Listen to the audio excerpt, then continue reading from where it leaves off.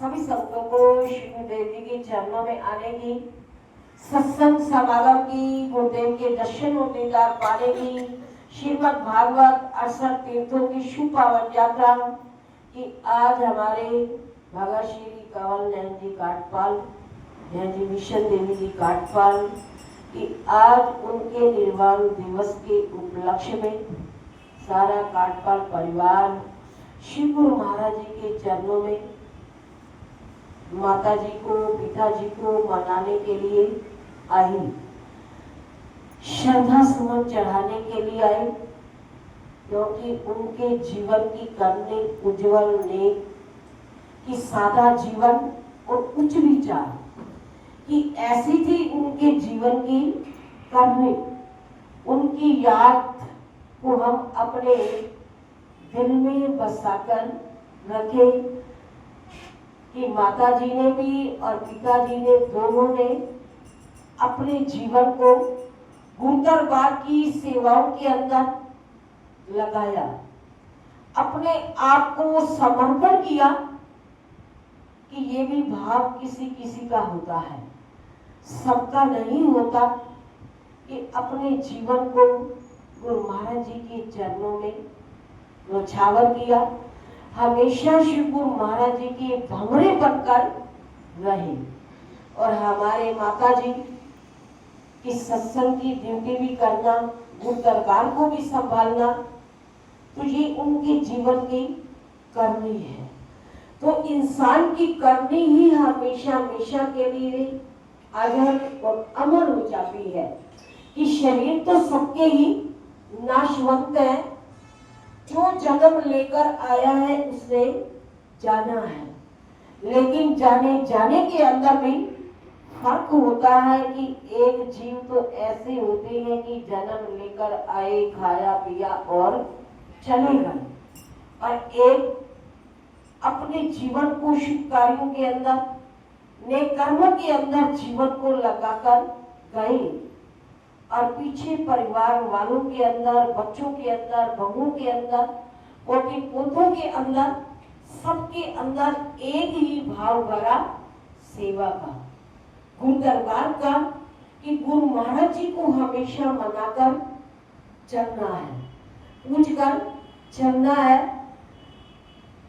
तो श्रीमद् भागवत महापुराण के अंदर भी प्रसंग है ध्रुव चरित्र कि मैत्रेय जी बोले कि हे विदुर, अब मैं तुम्हें राजा उत्तानपाद के वंश का विस्तार सुनाता हूँ, जो मनु शतरूपा से उत्पन्न हुए थे। प्रियव्रत और उत्तानपाद के उनके ये दो पुत्र थे। इनमें उत्तानपाद के सुनीति और सुरुचि दो रानियां थी।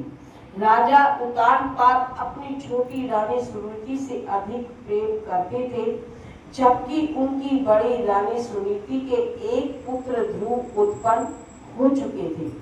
रानी सुरुचि को भी एक पुत्र था जिसका नाम राजकुमार उत्तम था। राजा ध्रुव को ना प्यार कर रानी सुरुचि के नाते उत्पन्न ही अधिक प्यार करते थे।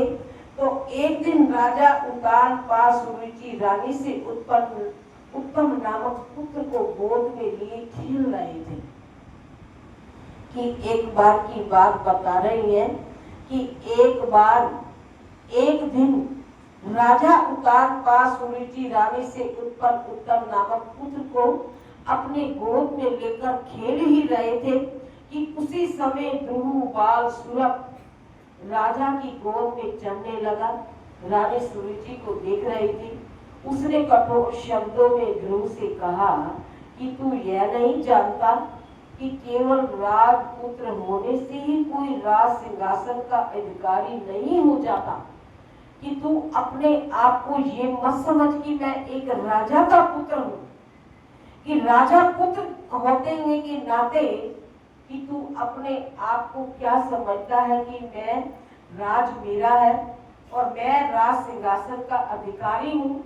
तू मेरी कोख में उत्पन्न हुआ है, इसलिए तू अधिकार से वंचित ही रहेगा। तुझे चाहिए कि भगवान की इस जन्म में आराधना करूं, जिससे अगले जन्म में तुझको मेरी कोख से जन्म लेने का सौभाग्य प्राप्त हो। मैत्रेय जी कहती हैं कि हे विदुर, इस प्रकार वैश युक्त विश्व भरे शब्द सुनकर ध्रुव का कोमल हृदय तड़प कर रह गया।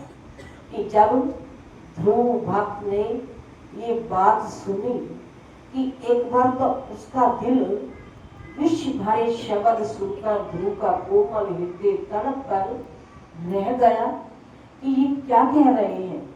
विवशता से चुप बैठे हुए पिता की ओर देखते हुए ध्रुव आंतरिक मनोव्यथा से सिहर उठे।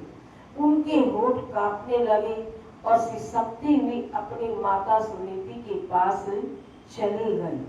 कि एक बार तो ध्रुव का कोमल हृदय तड़प कर वही रह गया और विवशता से चुप बैठे हुए पिता की ओर देखते हुए ध्रुव आंतरिक मनोव्यथा से सिहर उठे। कि जहां कहते हैं कि जहां बस ना चले, कोई बात सुनाई ना हो, तो उस वक्त वहां चुप कर बैठना पड़ता है।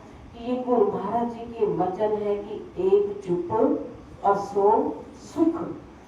कि जहां चारा ना चले, कोई बात सुनने वाला ना हो, तो वहां चुप हो जाओ। सुनीति ने पुत्र की गोदी में उठा लिया। इस सुनीति ने पुत्र को अपनी गोद में उठाया। उनको शोध द्वारा कही सुनी बातें याद आने लगी और संताप से वे फफक फफक कर रोने लगी। विवशता से विवल उनके बड़े बड़े नेत्र आंसुओं से छलछला उठे और एक दीर्घ उच्छ्वास के साथ उन्होंने कहना आरंभ किया कि बेटा, कि तेरे लिए दूसरे कुछ भी कहे, किंतु तुझको किसी के प्रति अमंगल की भावना मन में ना लाना चाहिए। कि जब माता सुनीति की गोद में ध्रुव बैठे, तो माता सुनीति ध्रुव को ये समझा रही है, बता रही है कि अगर तुझे कोई अच्छा कहे, कोई बुरा कहे, किंतु तुझको किसी के प्रति अमंगल यानी बुरी भावना भी मन में मत लाना। कि जो करेगा आपको ना, माई को ना, बाप को, अगर तेरे साथ कोई बुरा करेगा तो उसका अपना बुरा होगा, लेकिन तूने किसी के प्रति बुरा नहीं सोचना। कहते हैं कि कर भला हो भला। कि हमेशा बदले की भावना मन के अंदर ना हो। कि अगर किसी ने हमारा बदला ले भी लिया, तो हमने उसकी बदले की भावना भलाई से करनी हो। तो ऐसा मन के अंदर भाव हो, क्योंकि ईश्वर भले बुरे सबका उचित फल देने वाला है। तो भगवान तो सबको, भले का भी बुरे का भी, उसे सब दिल का पता होता है। कि वो तो सबकी जानते हैं, कि सबके दिलों की बादशाह सबकी ही जानते।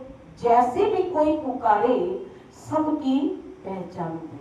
कि उन्हें भले का भी पता है और बुरे का भी पता है। रानी सुरुचि ने जो कुछ कहा वह ठीक है।